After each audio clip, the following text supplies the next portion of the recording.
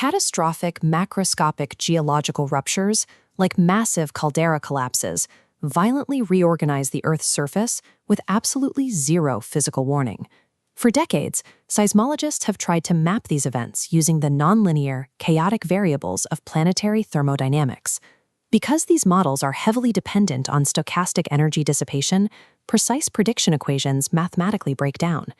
The most advanced ionospheric precursor models available today reach a hard statistical ceiling, achieving weighted F1 scores of roughly 71%.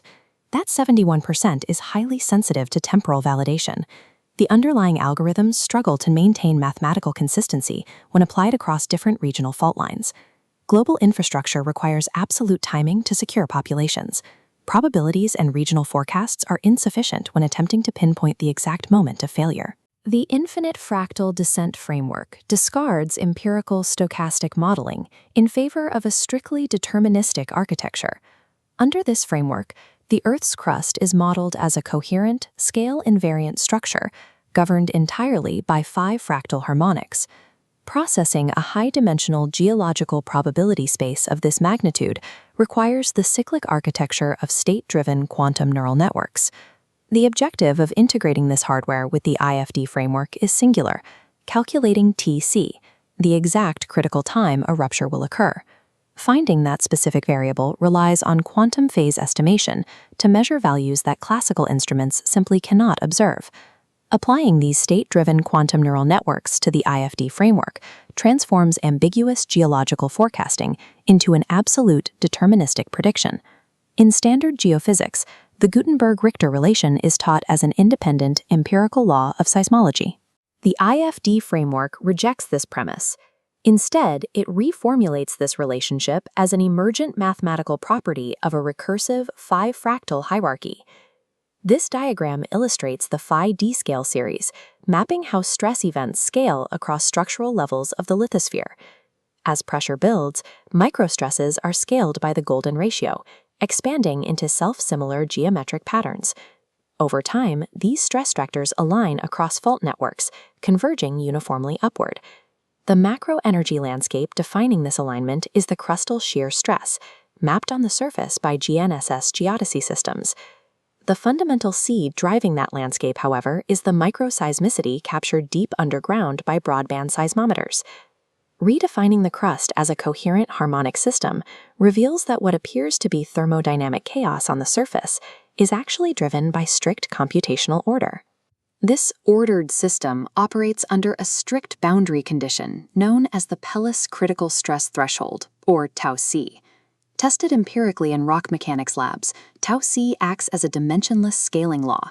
It bridges microscopic fracture mechanics directly to macroscopic tectonic triggering. Just before a fault system reaches this threshold, its informational complexity drops sharply.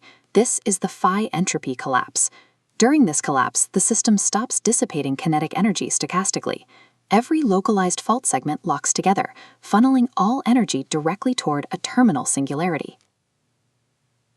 When the phi-scaled sum of these synchronized stress contributions reaches τc, macroscopic rupture is mathematically inevitable. The IFD framework treats planetary stress as a universal scale-invariant phenomenon, sharing the mathematical structure of deep space mechanics. To leverage the QNN's precision, we translate terrestrial data into cosmological equivalents. Here, crustal shear stress is treated computationally as space-time curvature. This mapping allows the QNN to model Earth as a dissipative structure governed by a metabolic variable, m, processed through 3 distinct operational cycles. Cycle 1 is accumulation. The network ingests massive sets of multimodal data streaming from global distributed quantum sensors. Cycle 2 is pruning.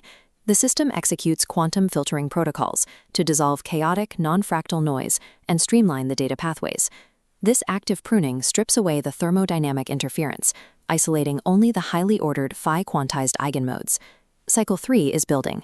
The QNN optimizes the system Hamiltonian, calculating the exact energetic trajectory, leading toward the terminal singularity. Running these 3 metabolic cycles in parallel allows distributed quantum nodes to process the interactions of thousands of fault segments simultaneously in real time. The network maps this trajectory by encoding the physical fault geometry directly into the probability amplitudes of active qubits. Their energy state is governed by the IFD Hamiltonian, utilizing multiplicative algebra to generate discrete, log-spaced spectra. To map the physical stress into these quantum states, the architecture relies on two specific quantum gates.